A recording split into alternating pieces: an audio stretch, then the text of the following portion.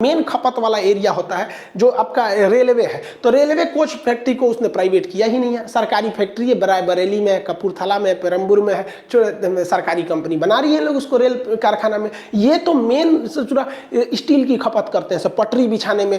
पूरे हिंदुस्तान में कितनी रेल की पटरियाँ बिठी, वो लोहा का नहीं रहता, स्टील का होता है, उसे हाई कार्बन स्टील कहते हैं। उस बहुत मजबूत होता है, कार्बन की मात्रा ज़्यादा होती है इसलिए वो काला हो जाता है, तो आपको लगता है लोहा है, वो हाई कार्बन स्टील होता है। तो भारत सरकार को इसमें बड़ी बड़ी जो प्राइवेट कंपनियां अंबानी है, अडानी है, टाटा है, इनको कह दो कि भैया देखो तुम यहाँ रेल का कारखाना बनाओ और इस कारखाने में तुम रेल के डिब्बे बनाओ और विदेश में बेचो। आपको विश्वास नहीं होगा, अफ्रीका के लोग इंडोनेशिया से रेल खरीद के ले जाते हैं, जबकि उनको पसंद है भारत की रेल। भारत की रेल इतनी जबरदस्त है कि इसकी जितनी क्षमता है उसके 20 गुना आदमी को डाल दीजिएगा तब वो खींच के लेके चल जाती है। भारत के देखते हैं बाथरूम में 20 गो आदमी घुस जाता है उसमें, इतना भयानक भारत में जाम होता है ट्रेन। लेकिन नहीं, हम लोग सरकारी झेलेंगे, प्राइवेट कंपनियों को इसमें दीजिए। अब सरकार कर रही है तो रेलवे को प्राइवेट कर रहे हैं। अरे भैया एकरा प्राइवेट करने की क्या जरूरत है, लोगों को बहुत रोजगार दे के रखा है। प्राइवेट कर दीजिएगा तो बहुत गरीब ऐसे होंगे जो रेल में भी नहीं चढ़ पाएंगे। बहुत से लोग तो ट्रेन में इसलिए सफर करते हैं कि वो बहुत सस्ती रहती है, प्राइवेट करने का महंगा होगा। इसको प्राइवेट करने से अच्छा है कि आप इसके निर्माण को प्राइवेट कर दीजिए, चक्का बनेगा, बॉगी बनेगा, पटरी बनेगा।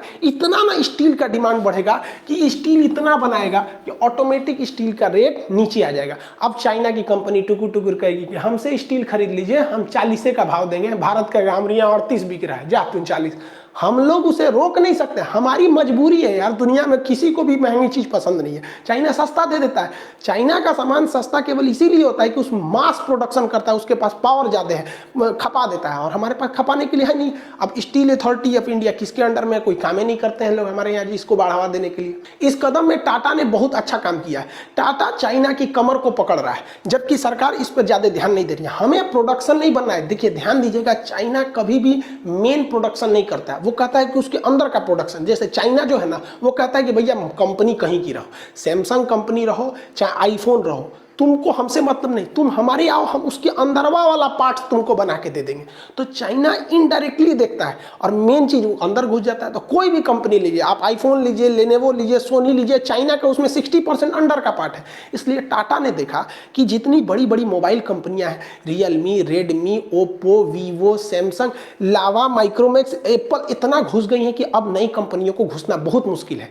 लेकिन जो पुरानी कंपनियां हैं, इनके पास इतना मार्केट है कि अब ये पूरा का पूरा सामान खुद नहीं बना सकती हैं, इसलिए कहती हैं कि बटन कोई और दे दो, स्क्रीन कोई और दे दो, बैटरी कोई और दे दो। अब ये असेंबल करती हैं। इसी का फायदा उठा लिया टाटा ने। टाटा ने तमिलनाडु में एक बहुत बड़ा प्लांट बैठा दिया, लगभग 500 करोड़ का, और उसमें ने इसने प्लांट बैठा दिया कि हम इंटरनल पार्ट बनाएंगे। और कोरोना के बीच में जो आईफोन जो एप्पल कंपनी चाइना से भाग रही थी, उसे टाटा ने ले दिया यहाँ पर। अब टाटा यहाँ आईफोन बनाएगा तो दूसरी कंपनी कहेगी भाई हमारे लिए भी बैटरी बना दीजिए, इसके लिए बना दीजिए। टाटा एकदम हब बनते जा रहा है, ये चाइना के लिए एक सरदर्द होते जा रहा है। और अंबानी साहब यहाँ भी एक ठो गलती कर रहे हैं, ये जियो का मोबाइल ला रहे हैं, सक्सेस नहीं करेगा, आपको भी पता है नहीं सक्सेस करेगा। यहाँ पे जो 1500 रुपया में है, इनको भी चाहिए कि पार्ट्स वाले एरिया में घुस जाइए, तो इससे लोगों को पता भी नहीं चलेगा। लोग खरीदने जाते हैं एप्पल, अरे भैया वो एप्पल के अंदर कौन बनाया है तुमको पता ही नहीं है, वहां पर बस ऊपर वाला नाम है। तो टाटा इसमें घुस रहा है, हालांकि रिलायंस के पास पैसा बहुत ज्यादा है। अगर ये दोनों इन्वेस्ट कर दिए सब ना, तो समझ जाइए कि चाइनीज आईफोन कंपनी का कमर टूट जाएगा। ये बात जानते हैं कि रियलमी, ओप्पो, ये सब वन प्लस हो गया या फिर वीवो, ओप्पो, ये जितनी मोबाइल है चाइना की है। लेकिन अगर ये लोग पार्ट्स बनाने लगेंगे ना, तो सिंपल सी बात है, चाइना को अपनी कंपनियों को भारत से बनाना पड़ेगा। कि भले वो चाइनीज कंपनी है लेकिन उसके अंदर का पार्ट्स कहाँ बना है, भारत में बना है। यही तो चाइना करता है, और हम लोग के दिमाग में ये